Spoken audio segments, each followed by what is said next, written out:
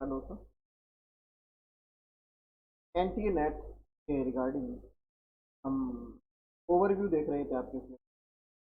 Last class में हमने unit third को देखने का प्रयास किया था।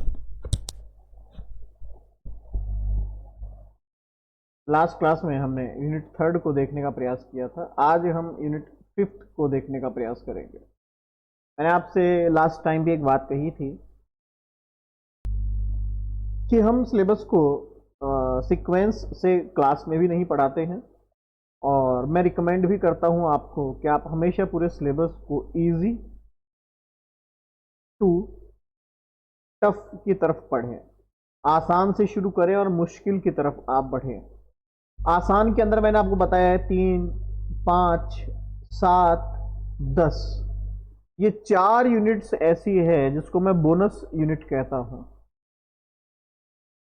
लगभग 35 से लेकर 45 क्वेश्चंस यहां से कवर अप होते हैं। ऑन एवरेज 40 माना जाता है। अगर यहां पर आप 80% के आसपास की एक्यूरेसी के साथ क्वेश्चंस करते हैं, लगभग लगभग, तो 30 प्लस क्वेश्चंस तो केवल और केवल आप इन 4 यूनिट से निकाल सकते हो। छोटी भी है, इजी भी है, कंफर्टेबल भी है, लगभग क्वेश्चंस फ्लक्चुएट नहीं होते हैं। कोशिश करते हैं शुरुआत करने की contemporary Indian philosophy. Contemporary Indian philosophy के अंदर एक बात ध्यान रखिएगा, कंटेम्प्रेरी इंडियन फिलॉसफी के अंदर आपका जो करंट अफेयर का सेक्शन है, करंट अफेयर्स भी इसको इंपैक्ट करते हैं। जो भी करंट अफेयर में न्यूज चल रही है उसको आप हमेशा याद रखें, उसके अकॉर्डिंग फिलॉसफर को याद रख लें।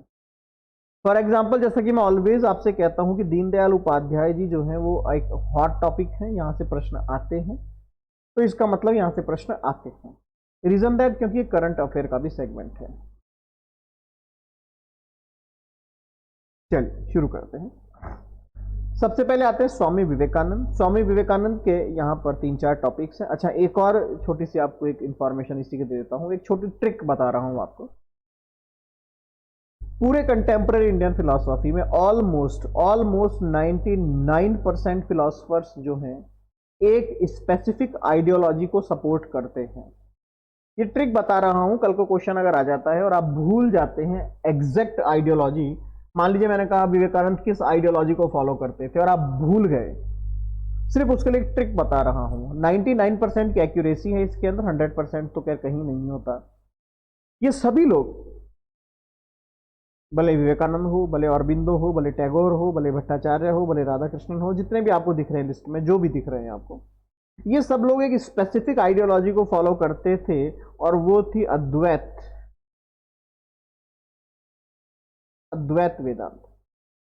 देखिए फिर से मैं आपसे कह रहा हूं, मैं सबकी बात नहीं कर रहा हूं, मैं मैक्सिमम, मैं मेजॉरिटी ऑफ फिलोसफर्स की बात कर रहा हूं। मैं आपको वो ट्रिक बता रहा हूं कि अगर कल को आप भूल जाते हैं, एग्जाम में आता है साहब थिरुवल्लुवर कौन सी आइडियोलॉजी को फॉलो करते थे, हमने तो कभी पढ़ा ही नहीं कि थिरुवल्लुवर किसी आइडियोलॉजी को भी फॉलो करते थे। क्या? क्योंकि उनके बारे में कंटेक्स्ट बहुत कम है, उनके बारे में लिटरेचर बहुत कम है। तिरुक्कुरल जो उनकी बुक आई थी उसके अंदर ही जो कुछ लिखा हुआ है उनका उसी के सेगमेंट है। तिरुक्कुरल ही उनकी एक रचना है जो फेमस है, जो देखी गई, जो पढ़ी गई, जो समझी गई। ज्यादा कुछ नहीं देखा ना समझते हम। अब इनकी आइडियोलॉजी पूछ ली, अब जब पढ़ाई नहीं तो पता कहां से होगा। तो मैंने आपको एक ट्रिक बताई है कि सभी लोग ऑलमोस्ट अद्वैत वेदांत को फॉलो करते थे। ये सभी लोग ऑलमोस्ट अद्वैत वेदांत को फॉलो करते थे, डायरेक्टली और इनडायरेक्टली। तो अगर एक क्वेश्चन आपके सामने आ जाता है तो आपको अद्वैत वेदांत उसका आंसर लगाना है, इस बात को ध्यान रखिएगा। तो सबसे पहले फिलोसफर जो आते हैं वो विवेकानंद हैं आपके। विवेकानंद के ऊपर जो क्वेश्चंस आते हैं वो प्रैक्टिकल वेदांत और यूनिवर्सल रिलीजन जो है वहां से मैक्सिमम क्वेश्चंस आते हैं, ऐसा देखा गया है। टफ नहीं है, अगर आप पढ़ने बैठते हैं इस पूरी यूनिट को तो 2 से 3 दिन में आप पूरी यूनिट रट के रख देंगे, ऐसी छोटी सी यूनिट है। और बिंदु की मैं बात करता हूं, 3 ही क्वेश्चंस आते हैं, evolution, mind and supermind and integral yoga. Mind and supermind and integral yoga से क्वेश्चंस आने की टेंडेंसी मैक्सिमम होती है। मोहम्मद इकबाल की जब मैं बात करता हूं तो self, God, man and Superman, intellect and intuitions, यहां पर मैन, सुपरमैन, इंटेलेक्ट, इंट्यूशंस से मैक्सिमम क्वेश्चंस आते हैं। गॉड और सेल्फ के पहले बहुत क्वेश्चन आते थे, अभी थोड़े से कम हो गए। कुछ एग्जाम्स में तो क्या ज्यादा आए हैं, बट ओवरऑल थोड़े कम हैं। टैगोर की मैं बात करता हूं तो कंसेप्ट ऑफ नेशनलिज्म याद कर लीजिएगा, क्वेश्चंस आने की प्रोबेबिलिटी बहुत ज्यादा है। केसी भट्टाचार्य की हम बात करते हैं, स्वराज इन आइडियाज, याद कर लीजिएगा, इसको भी ये इंपॉर्टेंट है। मैं जो अंडरलाइन कर रहा हूं वो इंपॉर्टेंट है, ध्यान रखिएगा। मैं एक बार क्लास के खत्म होने पर एक बार वापस से रिपीट कर दूंगा इन सारे टॉपिक्स को। इसके बाद कंसेप्ट ऑफ फिलॉसफी, इसके बाद subject as freedom, the doctrine of Maya. The doctrine of Maya याद कर लीजिएगा, इंपॉर्टेंट है, प्रश्न आने की संभावना है। सर्वपल्ली राधाकृष्णन की हम बात करते हैं, इनका यूनिवर्सल रिलीजन देख लीजिएगा, विवेकानंद के लगभग जैसा ही आपको मिलेगा, ज्यादा कोई बहुत मेजर डिफरेंस नहीं है। कृष्णामूर्ति की हम बात करते हैं, मेरे अकॉर्डिंग कृष्णामूर्ति एट प्रेजेंट कोई हॉट टॉपिक नहीं है और यहाँ से क्वेश्चंस आने की पॉसिबिलिटी बहुत कम है। उसके बावजूद फ्रीडम फ्रॉम द नोन या फ्रीडम फ्रॉम द नोन जो कंसेप्ट है वो इंपॉर्टेंट रहता है। महात्मा गांधी की हम बात करते हैं, हॉट टॉपिक तो है लेकिन अभी एट प्रेजेंट 50-50 चल रहा है, मैं कह नहीं सकता क्वेश्चंस आएंगे या नहीं आएंगे, बट फिर भी अगर क्वेश्चन आते हैं तो आप स्वराज को याद कर लीजिएगा, क्रिटिक ऑफ मॉडर्न सिविलाइजेशन को याद कर लीजिएगा। भीमराव अंबेडकर हॉट टॉपिक है, 100% क्वेश्चन आने की संभावना है, क्वेश्चन आएगा, लिख के ले लीजिए। इनके अंदर आपको सिर्फ पढ़ना है, भीमराव अंबेडकर के अंदर annihilation of caste, philosophy of Hinduism and neo Buddhism. इसमें भी नियो बुद्धिज्म के ऊपर मैं ज्यादा दाव लगा रहा हूं कि नियो बुद्धिज्म के क्वेश्चन आने की संभावना सबसे ज्यादा है एट प्रेजेंट जो एग्जाम होंगे। दीनदयाल उपाध्याय की बात करूंगा तो उपाध्याय जी को आपको पूरा पढ़ना है, 100% पढ़ना है, क्वेश्चन आएंगे आएंगे आएंगे। नारायण गुरु की मैं बात करूं तो spiritual freedom and the social equality, one cast one religion one God, केवल 2 ही टॉपिक है, इंपॉर्टेंट टॉपिक है नारायण गुरु में, पूरे के पूरे ही। तिरुवल्लुवर का त्रिकुल छोटा सा टॉपिक है, 10-15 मिनट में खत्म हो जाता है। ज्योतिबा फुले का critical understanding of caste system बहुत इंपॉर्टेंट है, ध्यान रखिएगा, बहुत ही इंपॉर्टेंट है। एम.एन. रॉय का रेडिकल ह्यूमनिज्म और मेटरलिज्म एक बार देख लीजिएगा, 50-50 चांसेस हैं बट क्वेश्चन आएगा यहाँ से। आजाद जी की हम बात करें, मौलाना आजाद जी ह्यूमनिज्म की बात करते हैं, मानवतावाद की बात करते हैं, कंसेप्ट पढ़ लीजिएगा, कोई दिक्कत नहीं है।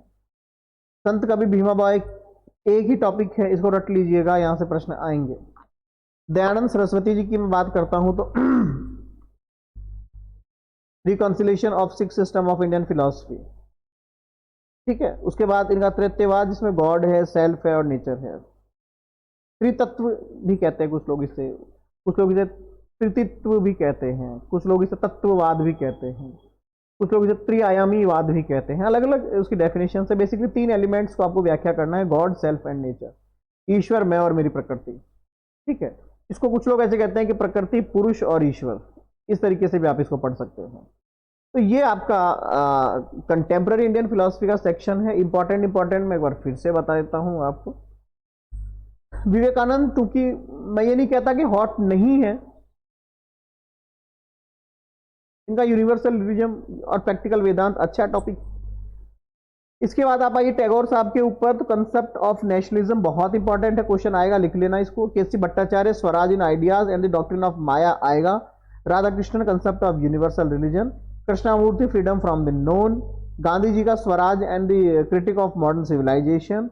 Bhimrao Ambedkar annihilation of caste and philosophy of Hinduism और नियो बुद्धिज्म। नियो बुद्धिज्म ज्यादा इंपॉर्टेंट है। उपाध्याय जी पूरे ही इंपॉर्टेंट है, नारायण गुरु पूरे इंपॉर्टेंट है, तिरुवल्लुवर पूरे इंपॉर्टेंट है, फूले जी जो है ज्योतिबा फूले पूरे इंपॉर्टेंट है, मौलाना आजाद जी का ह्यूमनिज्म एक ही टॉपिक है। भीमा बाई प्रश्न आएगा। दयानंद सरस्वती 50-50 है, प्रश्न मेरे हिसाब से इस बार नहीं आना चाहिए, एक ही टॉपिक है, अगर आ भी जाता है तो आपको दिक्कत नहीं होनी चाहिए, ऐसा मेरा मानना है। तो ये पूरा का पूरा इंडियन कंटेम्प्रेरी फिलोसफी का सेक्शन हो गया। अगर हम बात करें लेवल ऑफ क्वेश्चंस की, कि क्वेश्चन का लेवल क्या होता है, यहाँ पर कितने टफ क्वेश्चंस आते हैं या आसान क्वेश्चंस आते हैं, तो मैं वो भी बता देता हूँ आपको। अगर मैं आउट ऑफ 10 निकालने की कोशिश करूँ, 0 नंबर मतलब सबसे आसान प्रश्न पत्र और 10 में से 10 मतलब कि सबसे कठिन प्रश्न पत्र, तो ये पेपर लेकर जाता है लगभग 4, 4.5, 5, कि इतने नंबर आपको इतना टफनेस इसकी हमेशा होती है। मतलब ऑन एवरेज से भी लोअर इजी पेपर आता है इसका, टफ नहीं आता है। मैं चैलेंज के साथ कह सकता हूं, अगर आप थोड़ा सा सीरियसली इसको पढ़ेंगे तो 7-8 प्रश्न आप आसानी से सही करके आ सकते हैं यहाँ पे। गलत किसी ने करना नहीं है, क्योंकि नेगेटिव मार्किंग होती नहीं है, नंबर कटते नहीं है, तो गलती करना मत, क्वेश्चन मैक्सिमम करना। और अगले क्लास में हम मिलते हैं। नई क्लासेस जो है 15 तारीख से शुरू हो रही है। तब तक के लिए बहुत बहुत धन्यवाद।